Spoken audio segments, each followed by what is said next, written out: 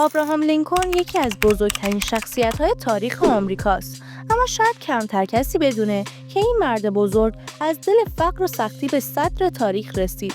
لینکلن مثل خیلی از آدم‌های بزرگ تاریخ در شرایط کاملاً معمولی و حتی سخت به دنیا اومد. بچه‌ای که توی یک کلبه چوبی ساده در کنتاکی متولد شد. نه مدرسه‌ای داشت، نه امکانات خاصی. اما چیزی که لینکلن رو متفاوت می‌کرد نه شجاعتش بود، نه قدرتش. چیزی که لینکلن رو خاص می‌کرد اراده‌اش بود.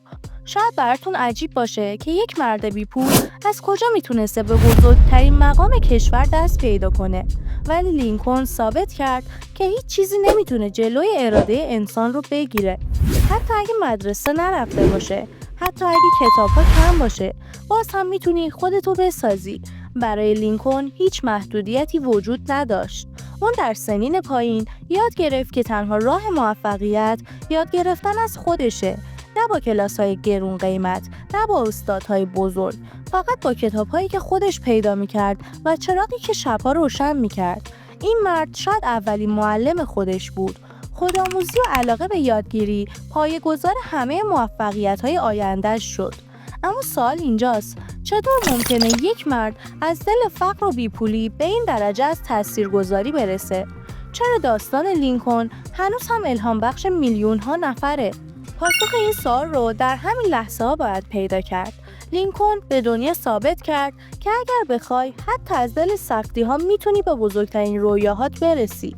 لینکلن تونسته بود خودش رو از دل فقر بیرون بکشه و کمی با دنیای علم و دانش آشنا بشه.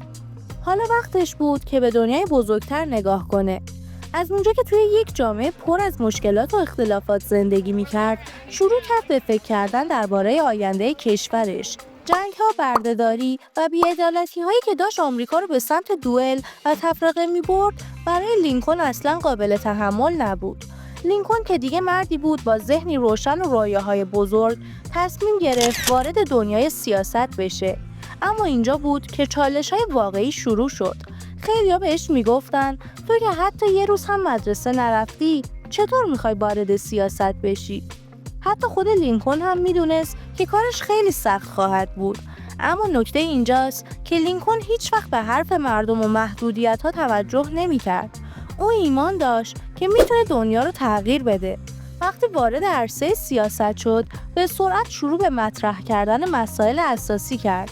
یکی از اولین موضوعاتی که لینکلن رو به یکی از مخالفان بزرگش تبدیل کرد، مسئله بردهداری بود. در زمانی که بیشتر مردم جنوب آمریکا برده‌ها رو در مزرعه‌ها و مزارع استفاده می‌کردن، لینکلن ایستاد و گفت این ظلم باید تموم بشه. همین حرفا بود که لینکلن رو به یکی از چهره‌های مهم تاریخ آمریکا تبدیل کرد. ولی باید بگم که این شجاعت هزینه سنگینی داشت. همونطور که لینکلن به شدت از بردهداری انتقاد می‌کرد، همینطور هم در برابر فشارهای زیادی قرار می‌گرفت. همکارانش در حزبش خیلی از تصمیماتش رو نمیپسندیدن. خیلی‌ها میگفتن که این کارش ممکنه کشور رو به جنگ بکشه، ولی لینکلن ایستاد و گفت اگه برای آزادی این جنگ باشه، من آمادم. این بود که با شجاعت و اراده خودش رو در دل سیاست آمریکا جا انداخت. اون هیچ وقت به خودش نمیگفت که این کار از من ساخته نیست یا چرا باید من این تغییر رو ایجاد کنم، بلکه همیشه به یاد داشت که اگه تغییر بخواد باید از خود او شروع بشه. این همون چیزی بود که در آینده باعث شد تا یکی از بزرگترین رهبران تاریخ بشه. حالا که لینکلن تونسته بود مسیر سیاسی خودش رو پیدا کنه و صدای آزادی خواهی خودش رو بلند کنه، نوبت به بزرگترین تصمیم تاریخیش رسید. اعلامیه آزادی بردگان. در دل جنگ داخلی آمریکا که کشور به دو نیم تقسیم شده بود، لینکلن با تصمیم شجاعانه و گاهی با فشارهای زیادی از اطرافیان اعلام کرد که همه برده‌ها باید آزاد بشن.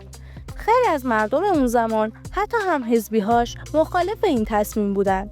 جنگ داخلی که در حال حاضر کشور رو به دو بخش تقسیم کرده بود، باعث شده بود که بسیاری از مردم حتی بردهداری رو به عنوان یک ابزار اقتصادی ضروری ببینند.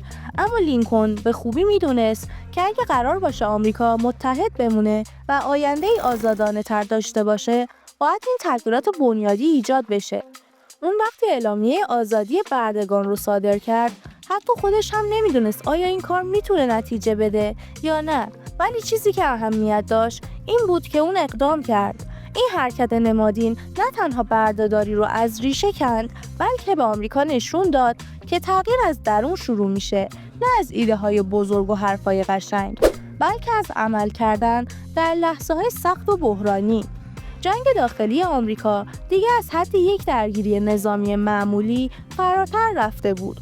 این جنگ تبدیل به یک جنگ اصولی شده بود. لینکلن در حال مبارزه با چیزی بزرگتر از یک دشمن بود. جنگ دیگه فقط سر موضوعات اقتصادی یا سیاسی نبود. این جنگ برای آزادی بود، برای از بین بردن ظلم و بردهداری. این تصمیمات برای لینکلن آسون نبود. هر روز تصمیمات جدید و سختی میگرفت که میدونست ممکنه همه چیز رو تغییر بده. این نبود که فقط یک رهبر نظامی باشه، بلکه داشت دنیای جدیدی رو میساخت. اگه فکر میکنید کار لینکلن ساده بود، سخت در اشتباهید. همزمان با جنگ هر روز تصمیماتی میگرفت که آینده کل کشور به اونها بستگی داشت. خیلیا بهش میگفتن که ادامه دادن جنگ فقط کشور رو بیشتر تقسیم میکنه. اینجا بود که خیلی ها از دلسردی و ناامیدی حرف می زدن. مردم فکر می کردن شاید هیچ وقت جنگ تموم نشه و دیگه کشوری به اسم آمریکا وجود نداشته باشه. ولی لینکلن هیچ وقت از حرفا و فشارها عقب نشینی نکرد. برای اون آزادی بیشتر از هر چیزی اهمیت داشت، حتی اگر به قیمت ادامه جنگ و حتی بیشتر شدن تلفات بود. اون میدونست که اگر جنگ رو نبره، نه تنها این کشور بلکه آرمان‌های انسانی که خودش بهش باور داشت هم از بین خواهد رفت. اینکه در دل جنگ وقتی همه چیز به هم ریخته بود، اون تصمیم گرفت که چیزی مهمتر از برنده شدن در جنگ رو پیگیری کنه، یک شجاعت بزرگ می‌خواست. این شجاعت باعث شد که جنگ نه فقط برای پایان دادن به درگیری‌ها، بلکه برای پایان دادن به ظلم باشه. وقتی جنگ بالاخره تموم شد، چیزی که بیشتر از همه به چشم می اومد نه فقط پایان جنگ بود، بلکه آغاز یک دوران جدید بود. لینکلن با همه سختی‌ها و چالش‌هایی که پشت سر گذاشت، در نهایت تونست کشور را از ورطه جنگ بیرون بیاره. اما سوال اینجاست، آیا این جنگ فقط برای پیروزی نظامی بود یا چیزی عمیق‌تر در پیش بود؟ پایان جنگ داخلی یعنی اینکه آمریکا یک کشور جدید بود. البته که این کشور از خیلی جهات هنوز به کمال نرسیده بود، ولی آزادی که به سیاه‌پوستان داده شد اولین قدم بزرگ به سمت برابری بود. هنوز خیلی راه‌ها برای طی کردن باقی بود، اما چیزی که لینکلن به دنیا نشون داد این بود که با ایستادگی و اعتماد به اصول انسانی میشه حتی در دل جنگ به بزرگترین آرمان‌ها دست پیدا کرد. اما این پیروزی فقط یک بخش از ماجرا بود. لینکلن برای ساخت یک کشور جدید باید کارهای سخت‌تری می‌کرد. از یک طرف باید بر روی ساختار جدیدی از حکومت کار می‌کرد و از طرف دیگه باید به مردم نشون میداد که این تغییرات تنها در کلمات نیست، بلکه باید در عمل هم نمایان بشه. لینکلن رفت و با خودش یک میراث بزرگ را به جا گذاشت: آزادی، برابری و مهمتر از همه اینکه هیچ وقت نباید از چیزی که بهش باور داریم دست بکشیم. حتی در بدترین شرایط هم باید برای یک دنیای بهتر تلاش کرد. ابراهام لینکلن وقتی برای کشورش جنگید، هیچ وقت به فکر پایان زندگیش نبود. در دل جنگ وقتی که هنوز هدفهای بزرگی پیش رو داشت، فکر نمی‌کرد که یک تیر و یک لحظه تغییر میتونه همه چیز رو به پایان برسونه. اما تاریخ همیشه به این شکل رقم می‌خورد. 5 آوریل 1865 لینکلن در حالی که برای دیدن یک نمایش تئاتر به تئاتر فورد در واشنگتن رفته بود، به دست جان ویلکس، یک طرفدار افراطی جنوبی، ترور شد. این اتفاق شوک بزرگی برای ملت آمریکا بود. لینکلن که می‌خواست کشورش رو به سمت یک آینده بهتر هدایت کنه، حالا در حالی که هنوز کارهای زیادی برای انجام دادن داشت، جان خود را از دست داده بود.